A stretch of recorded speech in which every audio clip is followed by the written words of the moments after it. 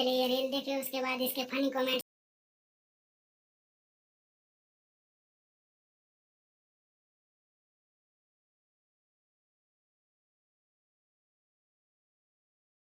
लोग के राजा की टेंशन हो रही है।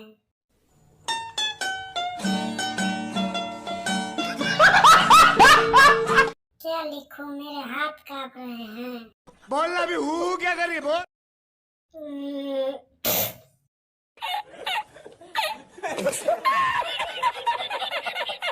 काला रंग और कितना काला पड़ेगा मेरे भाई तेरा।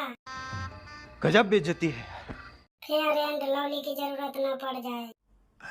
गजब टूबीबाज आदमी हो भाई, थोड़ा फेस कटवा लो, बाल पे आ रहा है। काम बोले कर काम भोसड़ी के।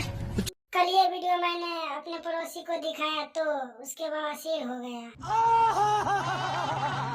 रूप की रानी गलत, काला सांड।